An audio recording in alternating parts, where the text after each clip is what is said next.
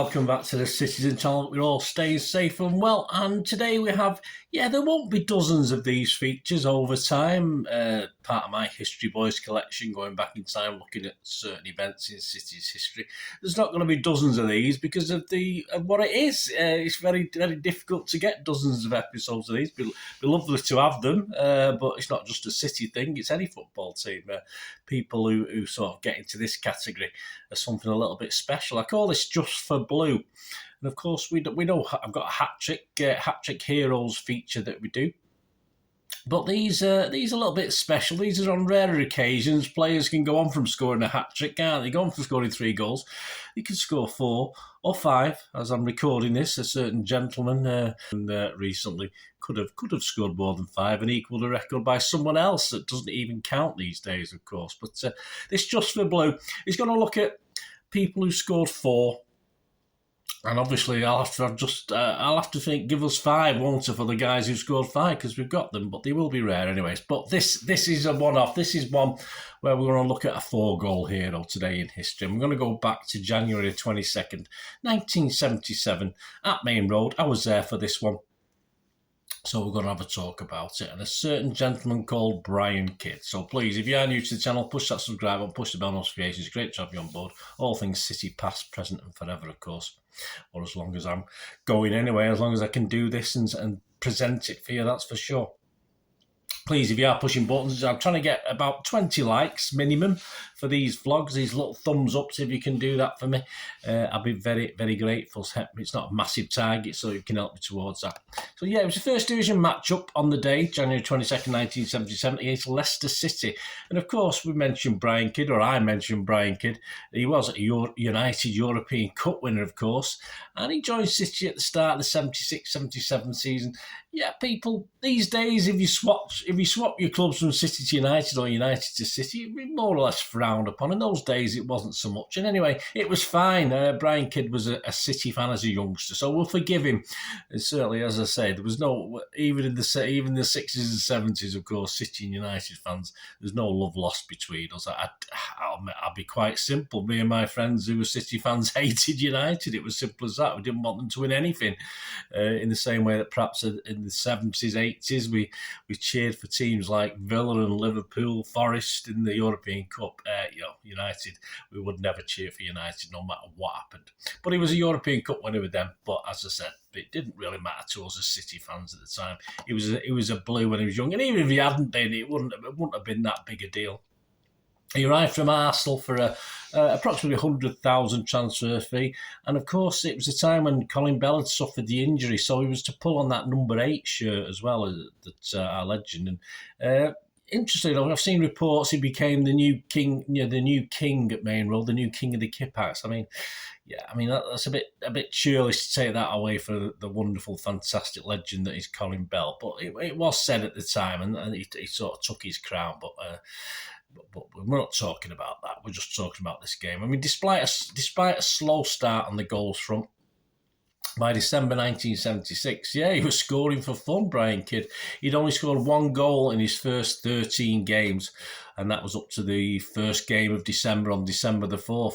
And before the game we featured today, he then scored 7 goals in 8 games. So he seemed to get his eye in all of a sudden and was doing really well. He duly won the City Player of the Year award. There's an image there of Peter Swell's giving him that for December.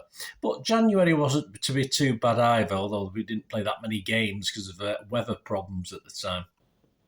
I remember an FA Cup game in January at West Brom. We drew at home and then we went to West Brom, and that's the first away game I drove a car to. The first I had a old Hillman Avenger, and of course I drove to that game and just remember obviously in the snow, and it was a cracking game. We won it, but the weather generally for in that winter was awful in the UK. So, what was happening elsewhere in January 1977? I like to throw this in from time to time just to give you memories of what was happening. Music-wise, if you remember David Soul, Don't Give Up on Us, Baby. Yeah, that was number 1, Don't Give Up on Us. Sorry for my singing, but obviously David Soul was better known for Starsky and Hutch. But hey, he put an album together and I bought it. Me and my ex-wife used to listen to it all the time, David Soul. So that was number 1, his single. Red River Valley. Yes, it was a number one album by Slim Whitman. I didn't even know he was still going at that at that time. In fairness, I do remember the guy. I do remember it, but as an album, as number one, that was quite unusual. Red River Valley, and on TV, we're enjoying a new US crime drama. Been showing for a couple of weeks, weekly, of course. Charlie's Angels. There we go, starring Kate Jackson. Oh, I like Kate Jackson. Farrah Fawcett. I like Farrah Fawcett, and Jacqueline Smith. I love Jacqueline Smith. I'm sorry. They were the crime-fighting trio, Charlie's Angels. They were the Angels, of course, in Charlie's Angels. Star Wars was the highest grossing movie of the year by a long way. And we had a certain Prime Minister. It was a Labour Prime Minister at the time, James Callaghan. And a bloke called Clive Sinclair. Yeah, we remember the old Spectrum 48K. That's one of my first computer, Spectrum 48K. But Clive had introduced his new 2-inch screen television set. There you go, a 2-inch screen. And it was retailing at £175, and that would be the princely sum of £1,391.11 today. So I think you could buy a half-decent smart TV for that, can't you? About 50-odd inch, 60 inch or something for that price these days. Anyway, hope you enjoyed that. Just a little bit of background to 1977, January 1977. Back to football. How was City doing? Well, the game with Leicester on January 22nd, 1977 was our first league game of the year. We'd played those 2 FA Cup games I mentioned to you, a draw at Main Road and then a victory at the Hawthorns against West Brom. It was match day 22. So we played 21 games, which was exactly halfway through the season. We had a 42-game season. So this was match day 22, as we call it now. Tony Buck's City sat third. Yeah, we're doing all right. 5 points behind leaders Liverpool, but we had 3 games in hand. Don't forget, there's only 2 points for a win in those days, so we'd have to win all 3 to overtake them. Ipswich was second at the time. Good team, Ipswich, as you know, in the 70s, early 80s. They were 4 points ahead of us, but we played the same game. So they had a big advantage at that point in time over us and Liverpool, in theory, if they won the games in hand. Jimmy Anfield's Leicester were doing okay. They were sat 8th in the table. They'd played a couple of games more than us, but were 5 points behind. So we had a comfortable lead over them. And there's a crowd of 37,609 at this game. And the lineups on the day, so let's have a quick look at the lineups. I'll start with the Leicester lineup. Mark Wallington, Steve Whitworth, Jeff Blockley, Steve Sims, Dennis Rofe, Alan Birchinall, Steve Kember, John Samuels, Keith Walker, Steve Earle and Frank Worthington. Yes, a good lineup for Leicester. And the City lineup, 9 Englishmen, a couple of Scots, and there's an Englishman on the bench who got on as well. 10 Englishmen and 2 Scots, yeah, because that includes the substitution. You had Joe Corrigan, Willie Donachie, Mike Doyle, Dave Watson, Kenny Clements, Asa Hartford, Gary Owen, Paul Power, Brian Kidd, Joe Roll, Dennis Stewart. Yeah, that was a confusion. Dennis Stewart actually had to go off and Peter Barnes came on, so you got a replacement of one English guy for another English guy. So we'll go over to John Maddox at the time, obviously journalist, City reporter at the time, who recalled the match in a feature called Flashback in the City versus Leicester matchday programme of the 3rd of October 1987. So I'll just read you a little excerpt on the goals. Brian Kidd's marvellous achievement of 4 goals.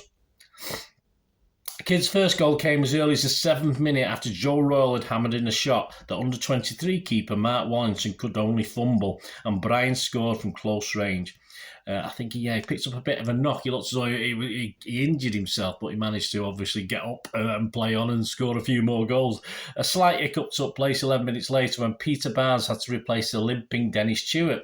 But shortly afterwards, the ever-dependable Mike Doyle made it 2-0, a goal which was eventually overshadowed by Kidd's feet, F-E-A-T, or feet, F-E-E-T. He's a bit of a wagger, Mr. Maddox. The second Kidd strike was just 4 minutes into the second half, a somewhat bizarre affair following a Barnes corner. With the visitors' defence all over the place, Kiddo squeezed the ball home off skipper Jeff Blockley's body. 3-0 up, the Blues then turned on the power in the shape of Paul of the same name, who had a blinder with marvellous contributions from Royal, Dave Watson, Gary Owen and Barnes. Brian's third and fourth goals arrived within 3 minutes of each other. After 77 minutes, Watson showed that he knew how to split a defence as well, keeping his own tight when he put a ball through into the space for Kidd to run onto. Wallington tried valiantly to get there first, but the home striker beat him to it, lobbing the ball sweetly over him to register a hat-trick. And after 80 minutes, yes, the key goal, this is what it's all about. After 80 minutes, power cross from the left, Kiddo beat off the challenge from the keeper and fullback Dennis Rove and headed firmly home. The crowd of 37,609 thundered their delight as Brian Kidd left the arena at the end of the game, firmly clutching the match ball as a prized souvenir. He finished the season as our top league scorer with 21 goals from 39 games. He certainly did. What a cracking save. Very rich. It's not often done. Fantastic. So you should get a match ball in the third, really, shouldn't you? For that, it's simple as that. It was the first time in 30 years, you're talking before the war years, Second World War, that a City player has scored 4 in a league match, so it's quite an achievement. And of course, the only other two were Dennis Law in 1961, I briefly mentioned it earlier, who scored 6 against Luton, but as we know, this was wiped from the records after the game was abandoned. I'm sure we'll come back to that in a future one. And a player called George Smith, who had scored 5 in a game against Newport County in 1947. We'll try and find something on that one as well. As said there, Kidd would finish with 21 league goals and 1 FA Cup goal that season from a total of 43 appearances. So not a bad return for old Kiddo, old Brian Kidd. And all right, I sort of said about the king of the Kippax, the king of main role. I mean, you have to sort of still leave that on to someone else. But it was a cracking season for Brian Kidd. I said after a really slow, if he started better, imagine how many goals he would have scored. Well, there you go. Thanks for joining for this Just for Blue feature. As I said, there's not going to be many of these because there's not many. There's been a few recently, hasn't there? As I'm recording this in 2023, March 2023. There's been a few that we'll talk about, but I just thought we'd start with it. As I say, he wasn't at City too long, of course, and no doubt there'll be more features on Brian Kidd that I'll do over the months and years. But thanks for joining for this little Just for Blue feature. Hope you enjoyed it. Any memories you've got? Of course, were you there that day? I was there that day. Can't remember the specifics of it, but if you can remember anything specific, just let me know. It'd be great to hear if you know anything about Brian Kidd. It'd be great, that. And of course, thanks for joining me for this Kiddo 4-goal haul against Leicester City in a 5-0 win on January 22nd, 1977. Thanks for that, guys. Please, until we meet again, that's one thing, don't I? Please stay safe, Blues. Come on, City. Bye for now.